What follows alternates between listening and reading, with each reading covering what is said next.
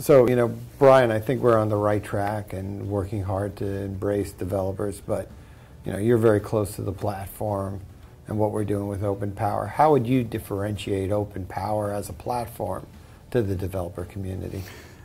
Taken a number of steps over the years, and we're a proprietary architecture, looking at what our market segments were and how we differentiated ourselves. And that typically has been, it's been CPU performance, core performance, it's been memory bandwidth, it's been I/O. And that's still at the core. When we start looking at OpenPOWER and we start talking to the OpenPOWER community, listening to what problems they're trying to solve, the differentiation that they want to have, what they do not get from a proprietary architecture or a closed architecture.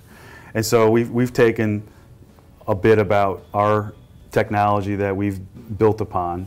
We've listened to what the ecosystem would want out of an architecture that could scale to a system that could then scale to those applications.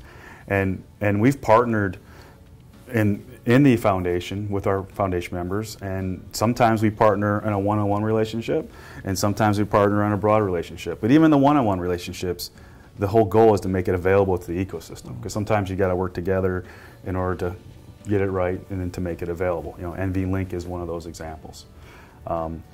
CAPI and OpenCAPI is the opposite end, where we started that, kind of on the open, going at the same place. But I think providing, the differentiation is definitely now shifted from the CPU to the platform level, and that's where the ecosystem who's trying to differentiate is also aiming their attention as well.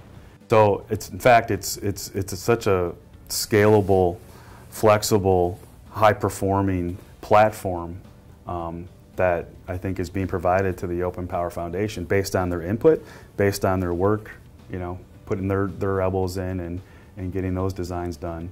So I think that's our future. As IBM, I've noticed a big change in your participation in OpenPOWER in terms of how you collect information from developer communities. Once IBM declared that OpenPOWER was a strategy for the future, for the power architecture, you noticed subtle changes that were important changes. I think our involvement in the open source community beyond Linux, right? We've been in Linux for a decade, right? It wasn't until we started OpenPOWER where we went to the mainstream little Endian Linux that was the mainstay of most of all the application developers, which made it easier for applications to port from x86 architecture, to the power architecture. That was a pivotal change. OpenStack, OpenNFV.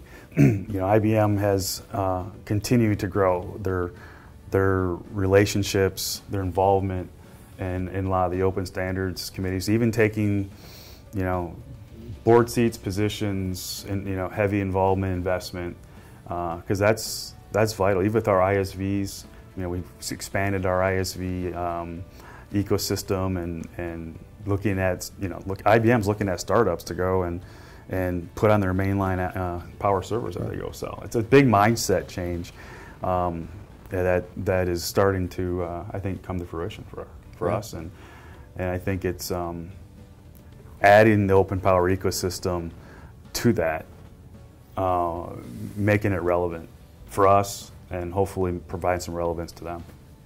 Weaving together different groups and different companies, different developers and different platforms creates a whole new range of solutions that are important in a world that's moving very quick, and on top of that is solving many of these problems with software.